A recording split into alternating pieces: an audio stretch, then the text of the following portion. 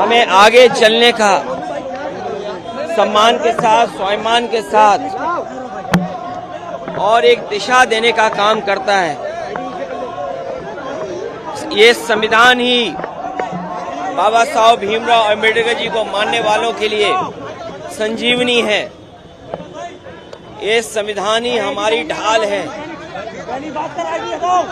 संविधान हमारे अधिकारों को, हमारे आरक्षण को, ये बाबा साहब भीमराव अंबेडकर जी का दिया हुआ संविधान ही हमारे आरक्षण और हमारे संविधान को हम सब पीढ़ी परिवार को आगे बढ़ने का मौका देता है।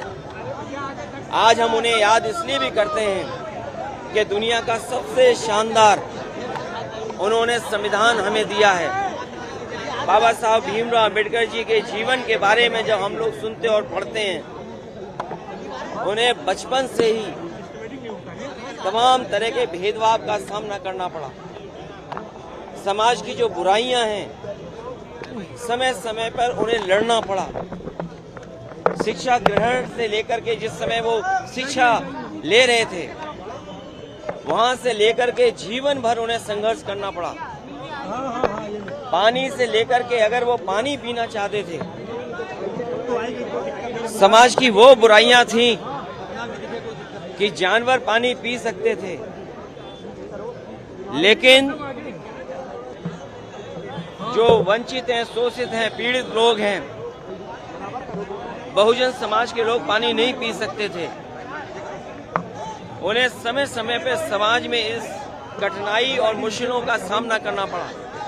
जहां वो हमारे संविधान के शिल्पकार रहे, संविधान को निर्माता, वहीं वो अर्थशास्त्री भी थे, समाज की बुराइयों को समझने वाले, सामाजिक आंदोलन को आगे बढ़ाने वाले। इसलिए आज हम उन्हें याद करते हैं। आज सबसे जरूरी है कि संविधान से ही समाज और देश चले।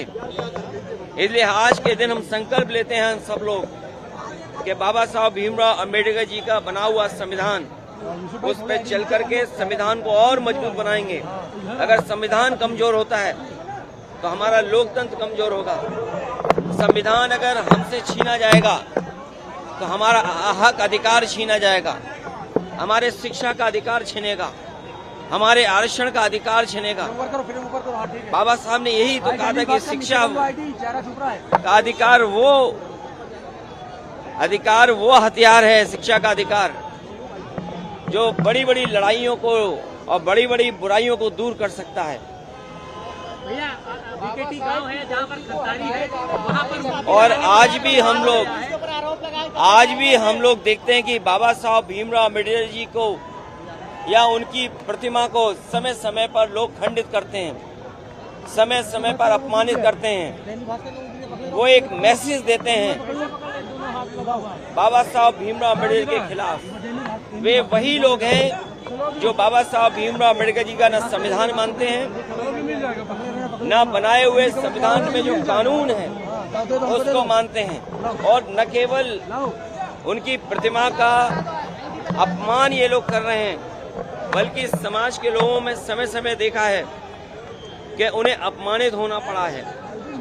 अगर वो शादी के कार्यक्रम करना चाहेंगे तो घोड़ी पे नहीं बैठ सकते,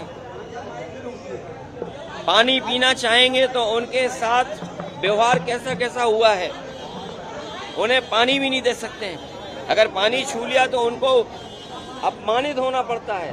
तो इसलिए ये लंबी लड़ाई है, और हमें उम्मीद है कि आज जब हम बाबा साहब भीमराव अंबेडकर जी को याद कर रहे हैं, उनके बनाए हुए संविधान और उनके दिए हुए संविधान पे हम संकल्प लेते हैं कि कितना भी जोखिम उठाना पड़े, हम सब लोग मिलकर के पीढ़ी परिवार के लोग संविधान को बचाने का काम करेंगे। ये केवल लखनऊ बीकेटी की बात नहीं है।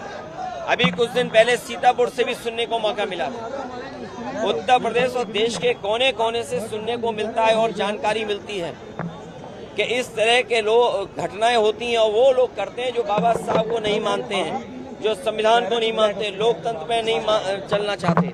सर मुजफ्फरनगर में हिजाब में मुस्लिम लड़की के साथ अभद्रता हुई, हिजाब उतारने की जो ये प्रयास किया गया। भारतीय जनता पार्टी इसी तरह का काम करती है।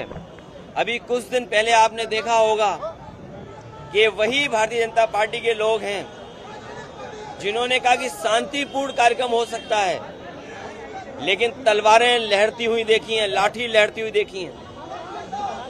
न केवल वो सुनने में आया कि लोग बंदूक लेकर के भी गए थे, और जो स्टेटमेंट्स आ रहे हैं कि जान ले ली जाएगी, क्या ये वही लोग हैं जो बाबा साहब भीमराव अम्बेडकर का संविधान मानते हैं, या क्या ये वही लोग हैं जो लोकतंत्र पर भरोसा करते हैं?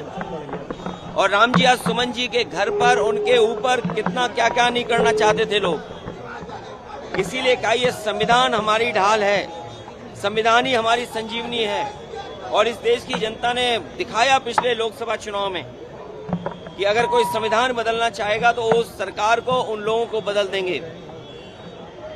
ये जो संविधान बदलने निकले थे, ये यही इसी तरह का काम कराएंगे जो अभी कुछ दिन पहले हम लोगों ने देखा है कि नंगी तलवारें चलेंगी, लाठी लेकर के निकलेंगे।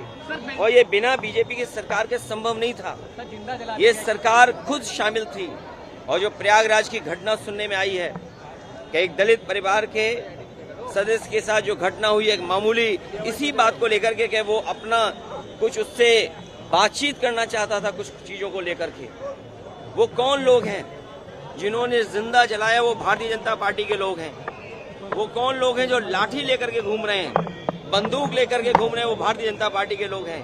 ये भारतीय जनता पार्टी के लोग डराना चाहते हैं।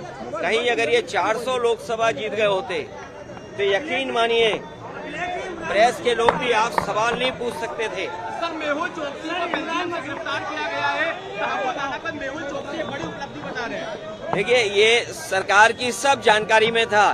सरकार समय समय पर ऐसे काम करेगी जिससे तमाम बुनियादी सवालों पर चर्चा न हो। आज सबसे बड़ा सवाल है कि संविधान सुरक्षित है कि नहीं है, संविधान के तहत ये सरकार चल रही कि नहीं चल रही है।